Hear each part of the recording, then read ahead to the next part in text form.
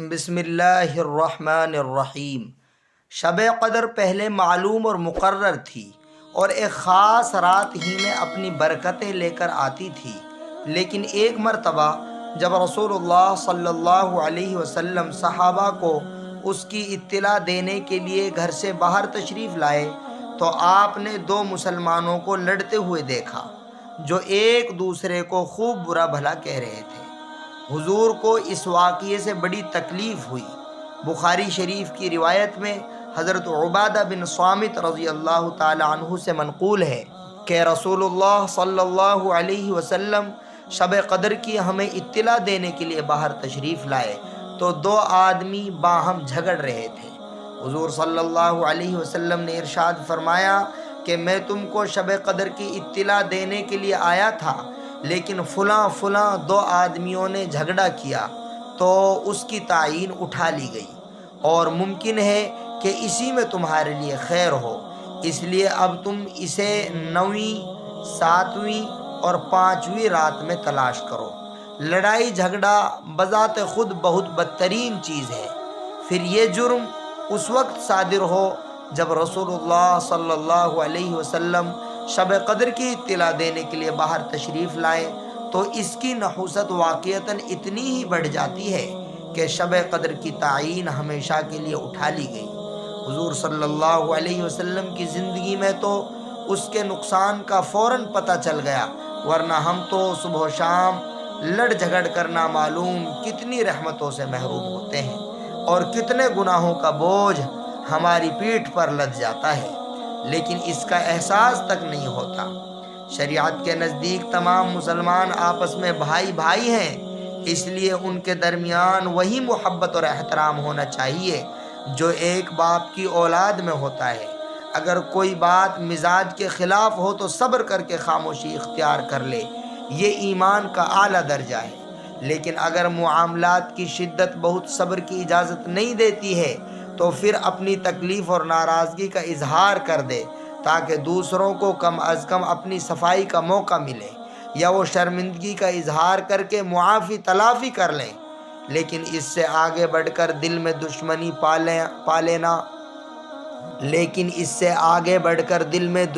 پالنا، بدلہ لینے کی کوشش کرنا،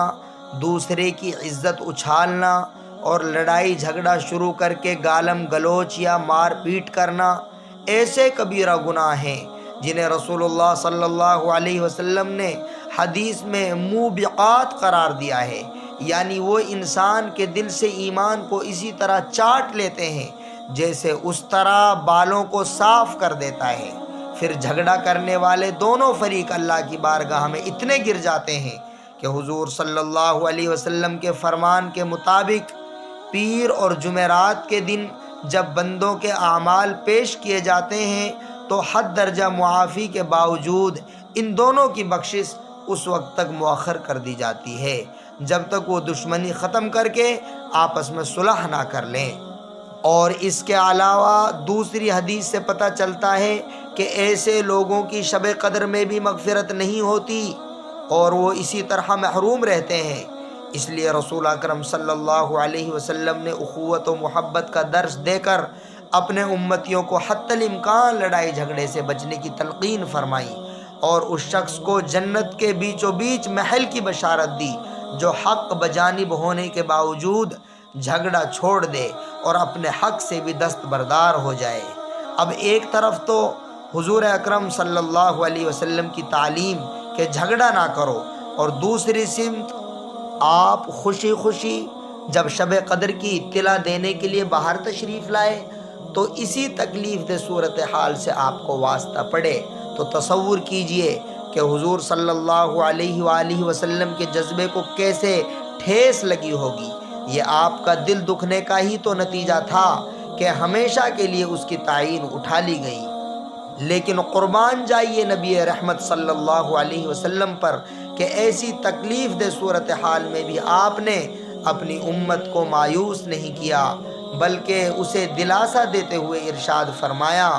امید ہے کہ تمہارے حق میں یہی بہتر ہوگا کہ وہ رات مقرر نہ ہو، کیونکہ ضروری نہیں کہ تکلیف دہ واقعے کا نتیجہ بھی ناخوشگوار ہو، بلکہ بسا اوقات ایسی عمدہ شکلوں میں ظاہر ہوتا ہے کہ ماضی کے تمام غم غلط ہو جاتے ہیں۔ جیسے کہ حضرت آدم علیہ السلام کا جنت سے نکلنا واقعی عظیم سانحہ تھا، جس کے صدمے میں وہ خود 40 سال تک روتے رہے، لیکن یہی واقعہ دنیا میں نوع انسانی کے ظہور کا سبب بنا۔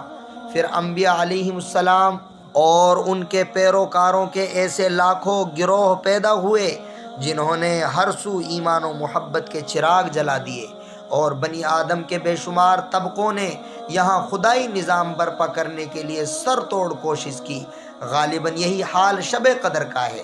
کہ اس کی تعین اٹھائے جانے پر حضور صلی اللہ علیہ وسلم کو بہت غم ہوا، لیکن خیر کا پہلو یہ نکلا کہ اس کی تلاش میں امت نے رمضان کی ہر رات کو زندہ و تابندہ کر دیا۔ اگر وہ مقرر ہوتی تو لوگ بس اسی رات میں عبادت کر کے سو جاتے اور دوسری راتوں کی برکتیں انہیں بالکل نہ ملتی۔ اب واقعے کی نوعیت یہ ہے کہ شب قدر کا اجر و ثواب تو اب ہر اس مسلمان کو مل جائے گا جو متعین رات میں شب بیداری کرے، لیکن لذت و کیفیات کا مکمل ادراک